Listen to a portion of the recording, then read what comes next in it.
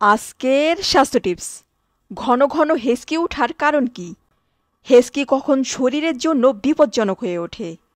এই ধরনের সমস্যায় কখন দ্রুত চিকিৎসকের কাছে যেতে হবে? আসুন এই সম্পর্কে কিছু গুরুত্বপূর্ণ তথ্য জেনে নেওয়া যাক। প্রথমেই হেঁচকি ওঠার কারণ কিংবা হেঁচকি কেন ওঠে এই সম্পর্কে বলে দিচ্ছি। ডায়াফ্রামের অনিয়ন্ত্রিত সংকোচন কিংবা প্রসারণ হলে তখন বাইরে থেকে শরীরে ঢোকা বাতাস গলার কাছে আটকে যায়। তখন এটা ভোকাল কর্ডে ধাক্কা দিতে থাকে। এই অবস্থায় খাবার, পানি কিংবা শ্বাসের বাতাস আটকে গিয়ে হেঁচকি ওঠে। আমাদের শরীরের ডায়াফ্রাম হচ্ছে একটি গম্বুজাকৃতির পেশি।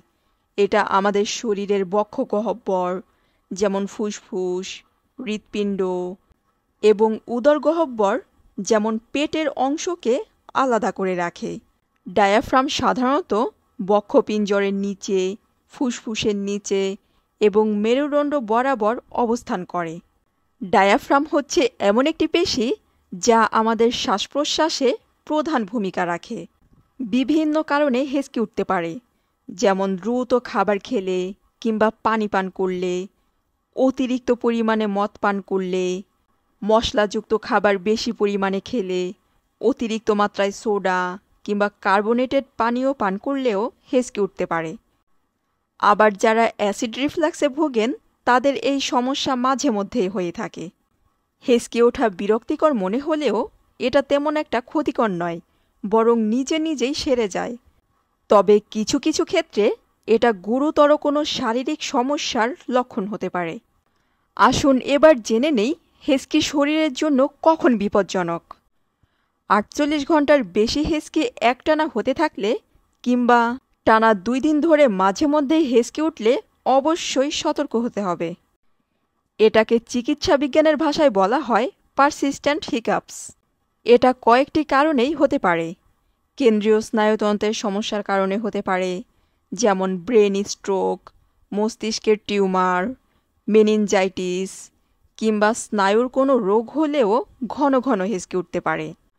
আবার কারোর ক্ষেত্রে পাকস্থলীর সমস্যা হলে, হজম সংক্রান্ত কোনো রোগ হলে কিংবা অ্যাসিড রিফ্লাক্সের সমস্যায় খাদ্যনালীতে প্রদাহ বেড়ে গিয়ে হেঁচকি উঠতে পারে। কিছু কিছু ক্ষেত্রে নিউমোনিয়ার পূর্ব লক্ষণ হিসেবে হেঁচকি উঠতে পারে। এছাড়া নির্দিষ্ট কোনো ওষুধের পার্শ্ব প্রতিক্রিয়ার কারণেও হেঁচকি উঠতে পারে। চলুন এবার জেনে নেই কখন চিকিৎসকের কাছে যেতে হবে। হেঁচকি ওঠার সাথে সাথে বুকে ব্যথা হলে, শ্বাস নিতে কষ্ট হলে, এই ধরনের সমস্যা দেখা দিলে চিকিৎসকের কাছে যেতে হবে। আবার অনেকের ক্ষেত্রে দেখা যায় হেঁচকি উঠতে উঠতে বমি হয়ে যায়। যদি দেখেন বমির সাথে রক্ত যাচ্ছে, শরীর দুর্বল হয়ে পড়ছে, কথা বলতে কিংবা খাবার গিলতে কষ্ট হচ্ছে, এই ধরনের সমস্যা দেখা দিলে দেরি না করে দ্রুত চিকিৎসকের পরামর্শ নিন। আমার আজকের ভিডিও এ পর্যন্তই। স্বাস্থ্য সম্পর্কিত বিভিন্ন ধরনের ভিডিও পেতে তানিজাস ডায়েরির সাথেই থাকুন। ধন্যবাদ।